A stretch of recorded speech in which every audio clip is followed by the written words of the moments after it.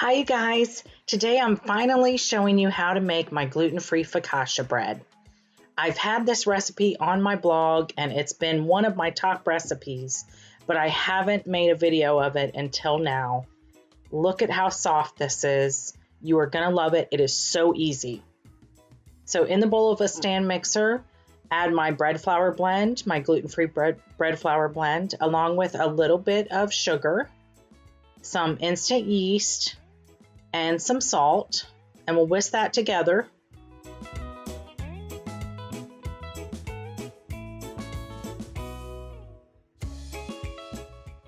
You won't believe how easy and quickly this comes together. So get that mixing with the paddle attachment. It's way too liquidy to use the dough hook. So add in some milk and some melted butter. By the way, this is the same recipe for my Italian bread. If you haven't tried that, you have got to try that one day. It is unbelievably good. Even my dad, who is not gluten-free, said it was probably one of the best breads he's ever had in his life. So see how this is almost like a really thin frosting? That's exactly how it's supposed to be. A lot of people always ask me, is it supposed to be this liquidy? And they want to add more flour to it. Don't add more flour to it. Just leave it as is. And now after it goes through its first rise, you can put it in the fridge overnight if you want to, but you actually don't have to for the focaccia. Just dump it right into a liberally olive oiled pan.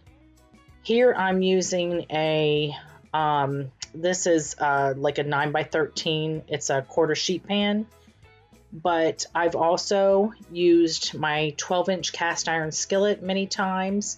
That when I use the 12-inch cast iron skillet, I use only half of the dough, and it creates a thinner focaccia bread, like for serving with a meal. This that I'm doing here, I'm making sandwich bread out of it. So I want it a little thicker so that I can cut it in half horizontally and fill it with whatever I want to fill it with. But it's your choice. You just have to adjust the baking time. And I've got all the directions for that in the recipe link, which is down below in the description box, where it will always be for all of my videos. So I just poured some extra olive oil on top, and I'm spreading it out with my fingers. It might stick a little bit to your fingers. Just add more olive oil if you need to. Now I'm adding the traditional rosemary. That's the flavor that I associate with a focaccia bread, but you can add whatever you want to the top of your focaccia bread. There are so many different variations out there. I'm also going to add, you can't really see it very well in the video, but some cracked black pepper, some sea salt, and just a little bit of Parmesan cheese, freshly grated Parmesan cheese. Just creates a little bit of a crust. And leave it all dimply like this. That's the traditional focaccia look.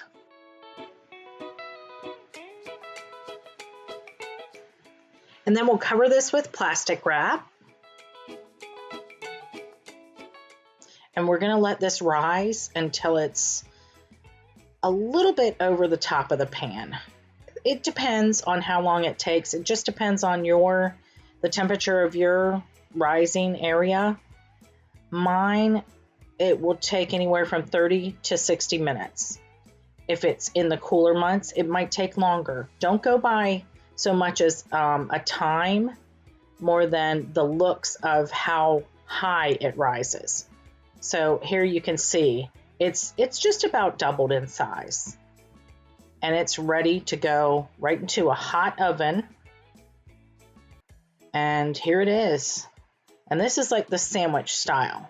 So again, I've used the entire recipe and I've made it thicker so that I can make really nice sandwiches with, like stuff with turkey and cheese or really whatever you want. Caprese sandwich would be great for this. See how soft it is? Oh, it is the best.